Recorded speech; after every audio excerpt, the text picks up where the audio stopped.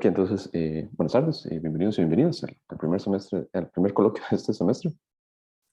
Es un placer hoy presentar a César Herrera. Él es estudiante graduado de bachillerato, ¿verdad? De la carrera de matemática, y hoy pues va a iniciar con esta serie de coloquios. Así que, César, muchísimas gracias por tu tiempo y por estar acá. Hoy nos vas a hablar sobre cálculo numérico de medidas de equilibrio utilizando un problema de Riemann-Hilbert. Así que, adelante. Muchas gracias y bueno, gracias a todos los que están hoy aquí. Voy a comenzar a compartir.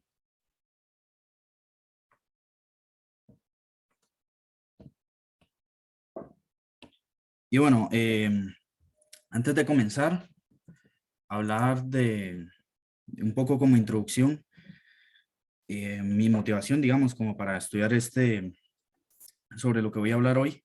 La cosa es que, bueno, estaba estudiando aquí un algoritmo de Thomas Stockdom, que habla sobre cómo calcular las entradas de unas matrices triagonales de Toeplitz. Son unas matrices de esta forma, que tienen relación ahí con polinomios ortogonales. Y este es un algoritmo que para ciertos casos permite calcular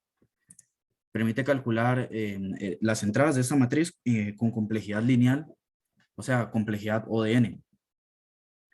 Y bueno, entendiendo ese algoritmo, la cosa es que llega un momento en el que ocupaba entender este otro, que es de Sheehan-Holberg, pues de cómo calcular medidas de equilibrio de forma numérica, eh, utilizando un problema de Riemann-Hilbert. Y bueno, también en parte un poco motivado porque en verano estuve con el profe Alex Ramírez, que me dio un taller, bueno, a varios nos impartió un taller sobre problemas de Riemann-Hilbert. Entonces, bueno, ahora sí, comenzando. Antes, quiero hablar de unos conceptos previos importantes a tener en cuenta. Lo primero es el método Newton-Raphson. Digamos que tenemos una función de Rn en Rn y queremos encontrarle su cero, un cero. Entonces comenzamos con un valor inicial x0 y el método Newton-Raphson consiste en obtener una sucesión x1 hasta xn, donde mi xk va a venir dado por el anterior menos la inversa de la matriz jacobiana evaluado en ese anterior por la función evaluada en el punto anterior. Aquí, bueno, estoy asumiendo implícitamente que la matriz jacobiana F es invertible, y para garantizar esta convergencia, es decir, si yo hago esto, de verdad voy a acercarme a la raíz de X, hay que añadir algunas hipótesis, pero nosotros cuando lleguemos a plantear un método de Newton-Raphson, cuando explique el algoritmo que voy a explicar hoy, em, pues ahí voy a hablar de un caso en el que este método de Newton-Raphson sí nos va a servir. Bueno, no lo mencioné antes. Mi objetivo con este coloquio es, al final, tratar de explicar una idea de un algoritmo. Entonces, este, no voy a mostrarles tantos teoremas, pero cuando los enuncie, pues no habrán pruebas, y omití algunos detalles en los cálculos porque al final me da simplemente explicar una idea de un algoritmo. Lo siguiente es sobre los polinomios de Chebyshev. Voy a definir el polinomio de Chebyshev de primer tipo de grado n como el polinomio t sub n de x que satisface esta relación de recurrencia. T sub n va a ser 2x el anterior menos el tras anterior, o sea, 2x t sub n menos 1 menos t sub n menos 2. Con condiciones iniciales, t sub 0 va a ser 1 y t sub 1 va a ser x. Y voy a definir también el polinomio Chebyshev de segundo tipo como el polinomio de grado n que satisface esta misma relación de recurrencia que la de primer tipo, pero le voy a cambiar las condiciones iniciales. U0 también lo voy a mantener igual, va a ser 1, y 1 va a ser 2x. Y mencionar que el dominio de estos polinomios es el intervalo menos 1, 1, porque la definición en realidad original es en términos de senos y cosenos. Y bueno, por eso es que el dominio de estos polinomios es ahí, pero para lo que nosotros queremos hoy, esta definición, pues, que al final en menos 1 y 1 es equivalente, o sea, esto es lo mismo que definirlo con senos y cosenos en menos 1 y 1. Esta definición nos va a bastar. Y digamos que tengo una función f continua en -1 y 1, entonces voy a definir su serie de Chebyshev como esta serie de aquí. Una serie de C sub k con el polinomio de Chebyshev de primer tipo de grado k, donde esos C sub k van a ser estas expresiones de aquí, que puede que se vean así a simple vista tal vez un poco extrañas, pero no lo son tanto, porque al final esto aquí es un producto interno, entonces esto es el producto interno de f con t sub k y dividido por el producto interno de t sub k con t sub k. Y entonces, bueno, ¿de qué sirve esta serie de Chebyshev?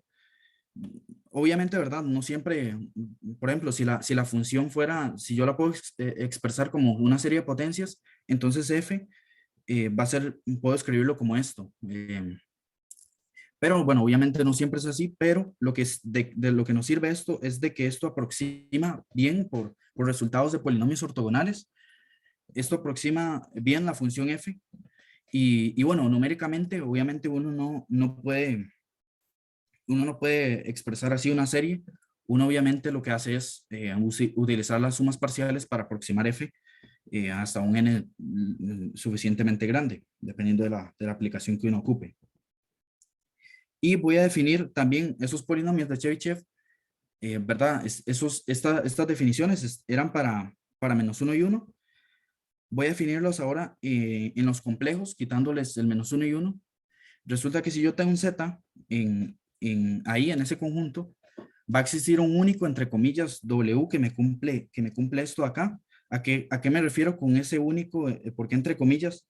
Porque, bueno, dado un z en ese conjunto, si yo resuelvo esta ecuación de aquí, para W, voy a obtener soluciones W1 y W2. Al final me queda una cuadrática y voy a obtener dos soluciones.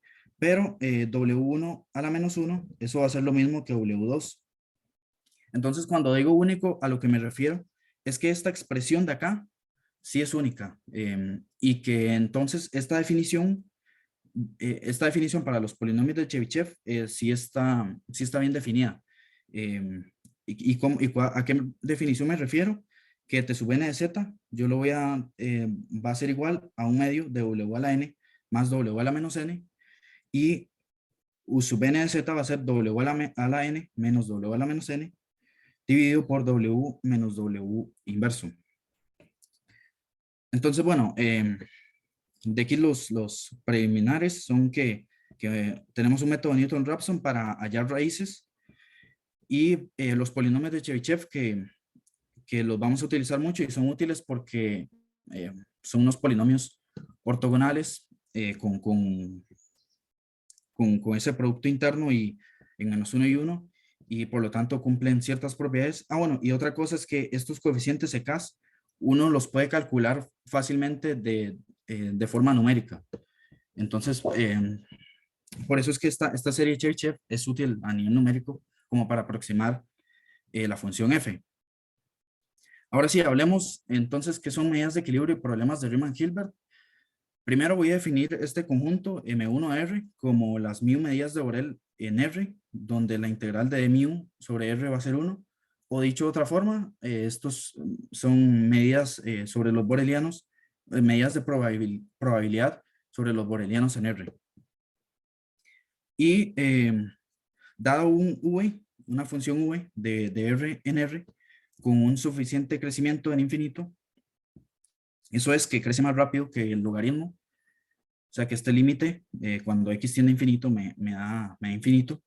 Entonces, ¿qué es una medida de equilibrio? Es la única medida de μ igual a x de x con μ en este conjunto, tal que esta expresión de aquí se minimiza.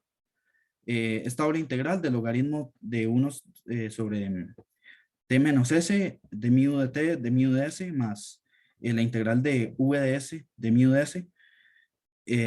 La medida, o sea, el elemento que está en este conjunto que me minimiza esto, eso es una medida de equilibrio. Aquí, bueno, mencionar que esta v es lo que llaman un external field, que bueno, que cumple otras propiedades, pero Pero bueno, aquí quise simplificar un poco la definición y este crecimiento en infinito sirve para que este problema, sí, ¿verdad? Estoy hablando de un mínimo porque es que ese mínimo existe, porque es que es único, un poco es debido a esta hipótesis. Y bueno, entonces una medida de equilibrio es la solución a un problema de minimización. Y, y ahora, ¿qué es un problema de Riemann-Hilbert? Primero, digamos que tenemos un contorno y entonces a ese contorno le damos una cierta orientación. Y entonces, si yo le doy una cierta orientación, yo puedo decir, ok, aquí estoy a la izquierda y aquí estoy a la derecha. Vamos a denotar por la izquierda el signo más y por la derecha el signo menos. De forma que si yo tengo una función y yo voy a anotar como phi más un límite por la izquierda y phi menos un límite por la derecha. Y entonces, ¿qué es un problema de Riemann-Hilbert? Tenemos un contorno gamma y un Z0 en el plano complejo extendido, quitándole ese contorno. Este Z0 se le llama punto de normalización y voy a tener una constante C0 en los complejos. Y también funciones de salto G y F que vayan de gamma en C. Un problema de Riemann-Hilbert consiste en encontrar phi que sea, que esté definida del plano complejo extendido, quitándole el contorno en C, tal que me sea analítica en todo C, salvo el contorno, que sea acotada en infinito y en sus singularidades, que en Z0 valga esa constante y que phi más de S sea lo mismo que phi menos de S por GS más FS para S en el contorno. O sea, esta última condición es, si yo me acerco por la izquierda, eso es lo mismo que acercarme por la derecha multiplicando por esta función de salto más sumando por esta otra función f. Y bueno, entonces tenemos un problema de minimización, un problema de Riemann-Hilbert que es encontrar una función. ¿Cuál es la relación entre ellos? Bueno, aquí es donde viene el resultado tal vez más importante de la charla, que es que digamos que nuestro gamma es el soporte de mu. Aquí todo esto es notación, cuando me refiero aquí a mu, me refiero a la notación de esta definición. Y también con el v. Cuando hable de un v, es este v de acá. Entonces, digamos que nuestro contorno va a ser el soporte de mu y y digamos que suponemos que es un número finito de intervalos. Y entonces,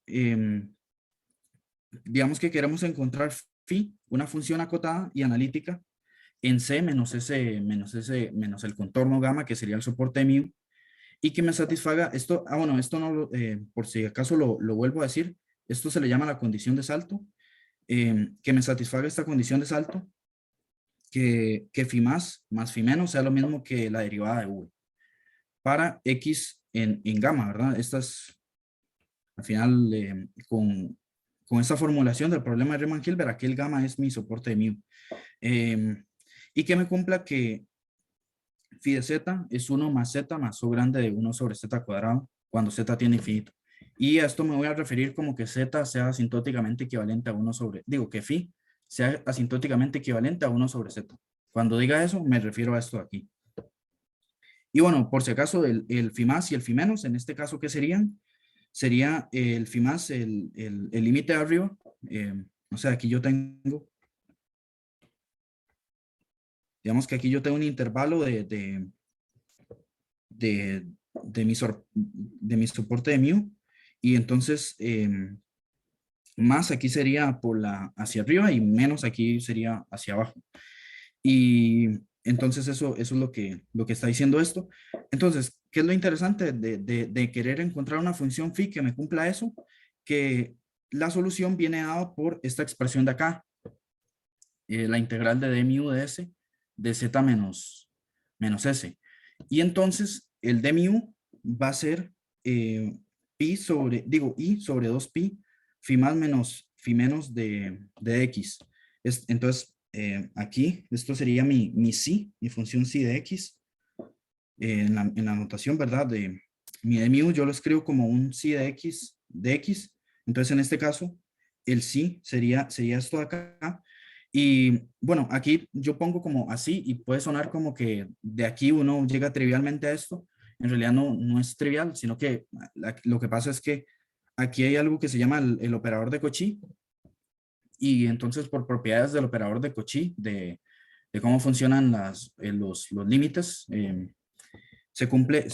uno obtiene esto de acá. Es por eso que uno obtiene esta conclusión por el operador de Cauchy. Y bueno, entonces, esa es la relación, esto es lo más importante. ¿Por qué? Porque entonces, si nosotros queremos calcular ese psi de x, este psi de x de aquí, podemos pasar a, ok, ¿cómo calculamos entonces? em, ¿Cómo resolvemos numéricamente este problema? Porque resolviéndolo, obtenemos la solución de esta manera. Y esto es a lo que vamos a pasar ahora. ¿Cómo resolver numéricamente este problema? Y bueno, nosotros nos vamos a centrar en casos en el que el soporte de mu sea un solo intervalo, y entonces lo vamos a anotar como sigma igual a, b, y vamos a ver cómo resolver eficientemente este problema de que más phi menos de x sea lo mismo que una función f de x, que en nuestro caso vamos a querer que sea v' de x, y que en infinito me valga cero. Aquí, pues, cuando escribo infinito es el límite cuando x tiene infinito. Y bueno, este problema, resolver esto de aquí, esto de acá, no es algo fácil, eh, pero sí es fácil si el problema lo tuviéramos en el círculo unitario. Entonces, ¿cómo sería el problema en el círculo unitario? Queremos encontrar una función phi que sea analítica fuera del círculo unitario y que me satisfaga que phi más phi menos sea lo mismo que una función g cuando estoy en el círculo unitario. En este caso, el círculo unitario sería mi contorno gamma, y que en infinito me valga cero. Porque es que es fácil resolver este problema. Digamos que nosotros podemos escribir nuestra función g como una serie de Laurent de esta forma, eh, y vamos a definir para z fuera del círculo unitario este operador p, que cómo es que se va a comportar. Cuando esté dentro del círculo, va a ser la serie de los términos no negativos, y cuando estoy fuera va a ser la de los términos negativos. Y vean que entonces, eh, bueno, P más, o sea, acercarme en este caso sería por dentro del círculo, o sea, yo tengo el círculo, en este caso el más sería aquí y el menos acá.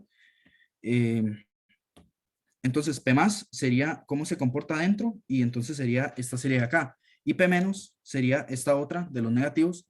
Y cuando yo entonces sumo mi P más de G más el P menos de G, entonces me queda la serie de los no negativos y de los negativos. Entonces me queda al final esta serie de acá, y entonces eso me da G.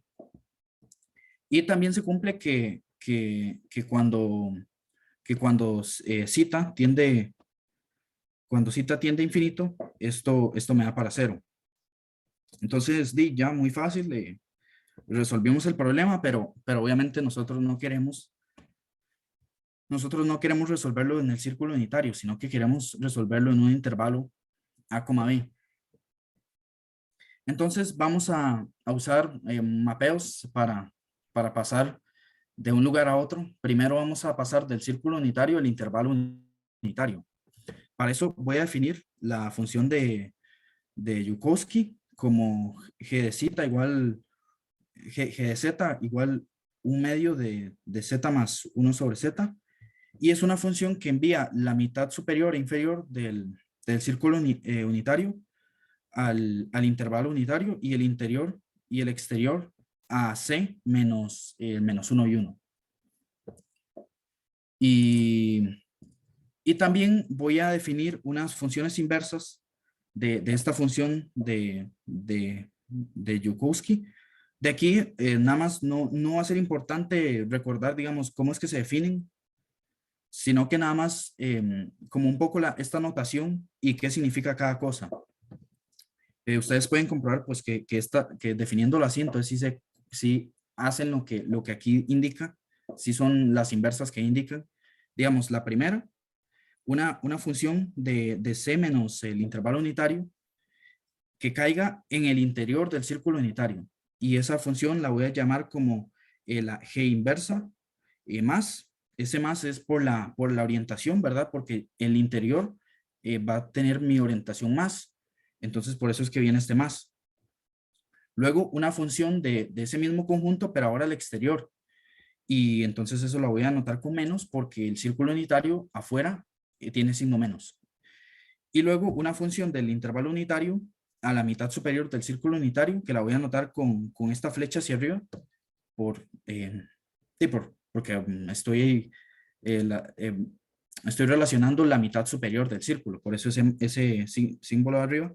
Y del intervalo unitario a la mitad inferior del, del círculo unitario con este símbolo hacia abajo. Entonces, de aquí nada más es importante bueno, que hay una función que me relaciona el círculo unitario y, y el intervalo unitario y que estoy definiendo unas ciertas inversas para esa función. Y luego voy a definir otra función que ya les voy a decir para qué que es capa de z. La función capa que va a estar definida no para el intervalo menos 1 y 1, como 1 sobre raíz de z más 1 sobre raíz de z menos 1. Y esto de que no está definida aquí es porque aquí estamos definiendo una ramificación de la raíz de forma que el corte de ramificación de estas funciones sea esto. Y entonces, para x en menos 1 y 1, los límites van a venir dados de esta forma eh, como menos más y sobre raíz de z más 1 sobre, aquí debería ser x en realidad. Eh, bueno, no, ahí la función se comporta como, o sea, ahí los límites, la función se comporta así, eso es lo que quiero decir. Y mencionar que esto lo vamos a utilizar ahora que el capa más el capa menos, ¿verdad? Son la misma función, pero con el signo opuesto, entonces me van a dar 0. Y, y que capa es asintóticamente equivalente a z a la menos 1 cuando z tiene infinito. Eso porque, ¿verdad? Esto se comporta al final como 1 sobre z. Y, ok, entonces, ¿para qué definir tantas funciones? Porque, bueno, si tenemos f de clase C1 y definimos g de z como f compuesto con esta función de acá, eh, y phi como el operador p que había definido antes de g, entonces si defino esta función p sub el intervalo unitario de f como phi compuesta con esas inversas, con esta inversa más phi compuesta con esta otra, entre 2 menos esto de acá, que ya les voy a decir por qué es que uno agrega este factor, entonces se va a cumplir que la condición de salto y se va a cumplir que en infinito me vale 0. Es decir, esta es la solución para el intervalo unitario.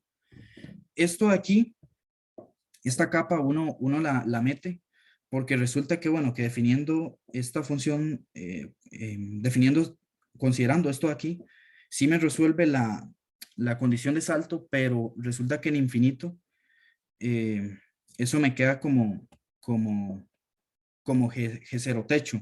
Este G0 techo eran, por si no, no lo recuerdan, eran los coeficientes de G escribiéndolo así en esta serie de Lorentz. Y esto entonces uno lo agrega para que en infinito se me cumpla esta condición. Por eso es que sale esta función capa. Y, y bueno, si nosotros, también algo interesante es que podemos expresar esto en términos de coeficientes de Chebyshev usando el hecho de que t compuesto con la función de Joukowski me da un medio sobre z a la k más z a la menos k. Entonces, si uno hace los cálculos, digamos, si uno tiene f y la escribe como su serie de Chebyshev, entonces, para z fuera del intervalo unitario, yo puedo escribir esa solución de acá como esta serie de acá donde, ¿verdad? Estos son los coeficientes de la serie Chebyshev. Estas son las funciones inversas de una de las funciones inversas de la función de Joukowski que definí antes. Y coeficiente de acá, de la serie Chebyshev, por z por la función kappa de z. Y bueno, aquí yo no lo mencioné, pero también uno puede encontrar fórmulas para el P más y el P menos. Y entonces de esas fórmulas, uno obtiene estas otras para el P más y el P menos, y que son parecidas a estas, solamente que cambiando esas inversas de la función de Joukowski. Y esto es interesante porque a nivel numérico, esto no es difícil de trabajar en el sentido de que, ok, uno de estos coeficientes de Chebyshev los puede, los puede calcular. Aquí tienes un resultado de la web. Perdón. Uno de estos coeficientes de Chebyshev los puede calcular numéricamente. Y bueno, estas funciones no son tampoco difíciles no son difíciles de trabajar a nivel numérico. Pero bueno, esto entonces así es como resolvemos el problema en -1 y 1. ¿Cómo lo resolvemos al intervalo unitario? Eso es más sencillo, nada más, o sea, ya teniendo el problema resuelto en el intervalo unitario, pasar a sigma es sencillo utilizando este mapeo, esa función m sigma de z como 2z menos AB, menos A menos B sobre B menos A, porque esta función va de ese intervalo sigma al intervalo unitario y con inversa A más B medios más B menos A medios por Z. Y porque es que esto ya, porque no es que no es tan complicado ya resolver el problema en sigma, porque si definimos f techo como f compuesto por SM sigma inverso, entonces, y definimos phi como ese operador P, ¿verdad? Esta función f techo, entonces es una función que, que está definida en el intervalo unitario. Entonces, este operador está ahí bien definido para esa función. Y si yo compongo eso con mi m sigma, entonces me va a satisfacer la condición de salto de que phi más phi menos sea f de x, y también me va a satisfacer que en infinito eso me valga cero. Y, y entonces esta es la solución. Esta es la solución para sigma. ¿Y cómo trabajamos a nivel numérico? Esta solución de aquí, bueno, si definimos si f de x es esta serie de acá, de estos coeficientes con los polinomios de Chebyshev compuestos con esa m sigma, es decir, en palabras más sencillas, estos coeficientes son los coeficientes de mi f techo, son los coeficientes de mi f techo. Entonces, para z fuera de A, B, vamos a definir la solución, digamos, P sub sigma de F, como un medio de esta serie, que es la serie de esos coeficientes con las mismas inversas que la solución en -1 y 1. O sea, son estas mismas expresiones, pero compuestas básicamente con la función m sigma. O sea, yo agarro estas soluciones y las compongo básicamente con m sigma. Esta capa sigma de aquí es simplemente capa compuesta con m sigma también. Y, y bueno, como les dije, esto a nivel numérico no es complicado de trabajar. O sea, uno de estos coeficientes los puede calcular. Estas funciones no son demasiado complicadas de trabajar. Y, y todo bonito, solamente que hay una cosa, que es que, primero, nosotros en la práctica no sabemos, digamos que ya sabemos que el soporte de mu es un intervalo, es un solo intervalo, ¿verdad? Pero nosotros en la práctica no vamos a saber cuál es el A y cuál es el B. Y estos coeficientes, vean que dependen de A y B. Van a depender de A y B porque dependen de estas funciones, de estas semisigmas. Eso lo digo porque aquí es donde viene la parte de construir una iteración de Newton-Raphson. digamos que tenemos un intervalo arbitrario, o sea, digamos que esto no necesariamente es el soporte de mu. Entonces, digamos, de aquí, de estas expresiones, uno puede ver que, ¿verdad? En el problema de Riemann-Hilbert, nosotros queremos que la función sea analítica en C menos el contorno. En este caso, el contorno es A, B.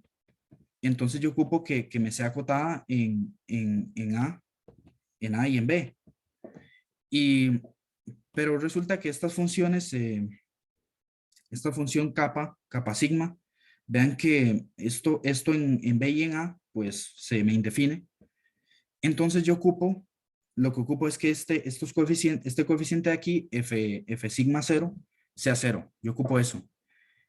Y también ocupo, cuando uno calcula el límite, cuando z tiende a infinito, a uno le queda que la función se comporta así, como b menos a sobre 8z por el primer coeficiente de Chebyshev. Pero yo quiero que esto de acá sea 1 sobre z, esta expresión de acá. Entonces, pues yo lo que ocupo es que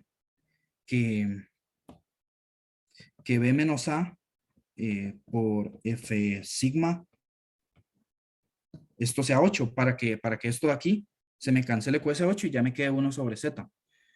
Y ahí es donde viene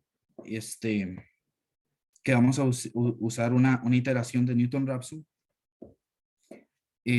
donde, bueno, en nuestro f va a ser v'. Entonces, nosotros queremos que este coeficiente sea 0 y que esto otro acá también sea 0. Y ambas expresiones dependen de A y B. Estos coeficientes dependen de A y de B. Y bueno, estos coeficientes, por las fórmulas que yo les di al puro principio de los EKs, aquí estos EKs, cuando uno calcula para acá igual 0 y para acá igual 1, uno obtiene entonces estas expresiones de acá. Entonces nosotros queremos encontrar el 0 de esa función en dos variables. Va em,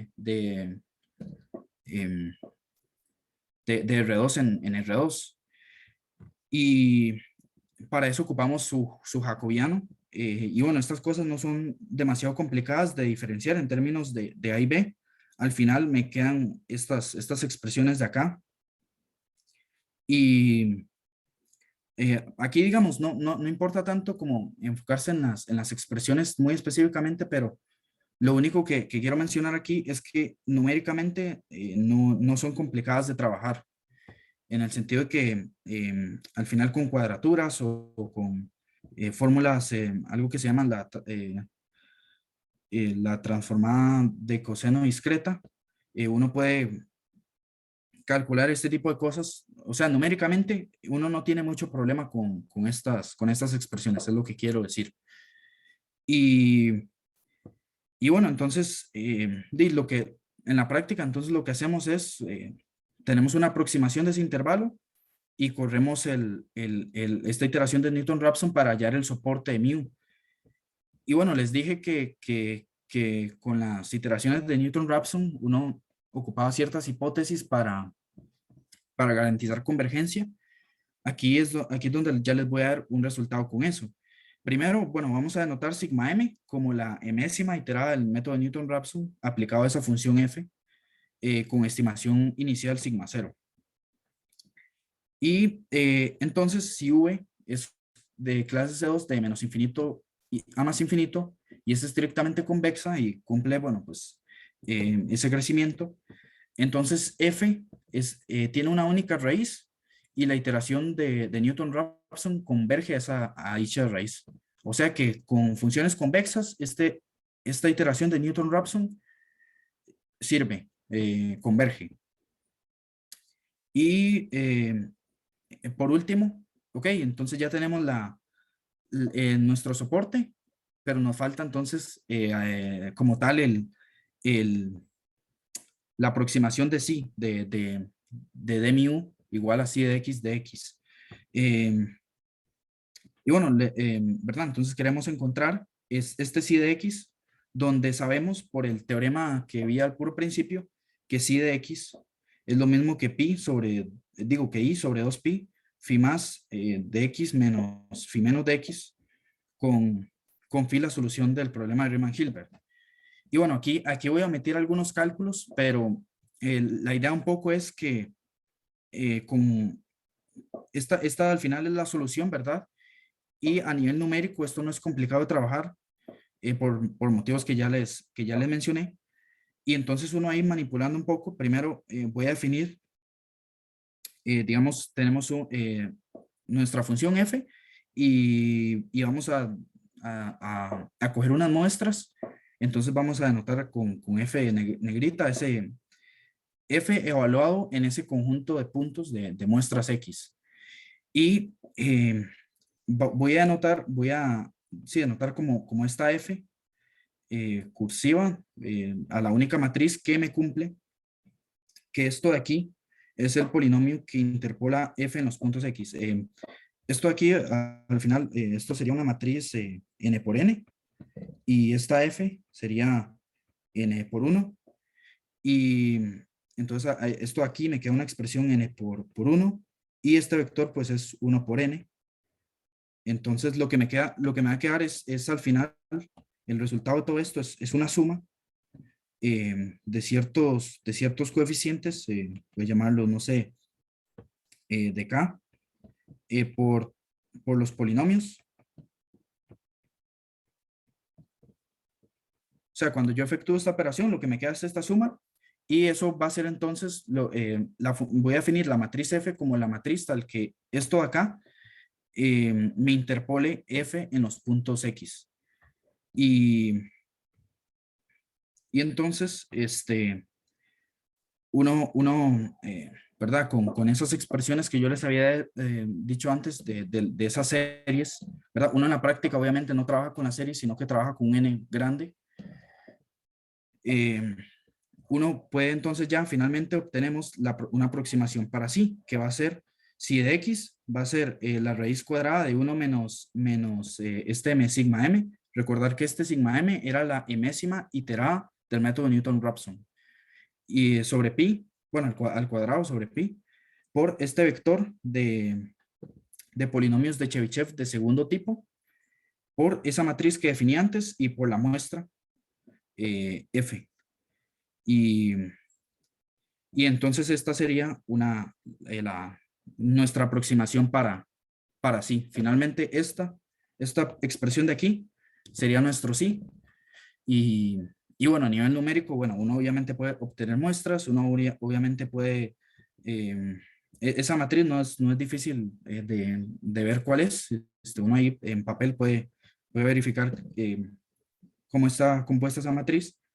Los polinomios de Chebyshev de segundo tipo, que tampoco son difíciles de trabajar a nivel numérico. Y bueno, esta expresión de acá. Y como un ejemplo, entonces, digamos que tenemos v de x igual a x cuadrado, esa función es convexa. Entonces, la medida de equilibrio de esta función es a la que se le conoce como la distribución de semicírculo de Wigner. Tiene soporte en menos raíz de 2, raíz de 2, y la solución es esta. Y si ejecutamos este algoritmo, entonces con sigma 0, partiendo con sigma 0 igual a menos 1,1, uno converge al intervalo, al soporte, con precisión de la máquina en 6 iteraciones, y además se aproxima así con precisión de la máquina en una fracción de segundo. Y bueno, eso era lo que les quería presentar. Bueno, antes de las preguntas, quería agradecer a Juan Gabriel y a Alex que les hice unas consultas, y también a Alex otra vez por el taller que nos impartió a varios sobre problemas de Riemann-Hilbert. Y las referencias, digamos, el algoritmo que acabo de escribir viene en ese artículo. Luego, para cosas de polinomios de Chebyshev, definiciones que di, utilicé este libro, que aquí hay un montón de cosas sobre polinomios de Chebyshev. Sobre el método de Newton-Raphson utilicé este otro y en este otro libro hay pruebas. En este artículo, digamos, se utilizan esos teoremas, pero no se prueban todos, sino que las pruebas están acá. Entonces, bueno, no sé si tienen preguntas. Muchas gracias por haber asistido y espero que les haya parecido interesante. Excelente, César. Muchísimas gracias por el coloquio.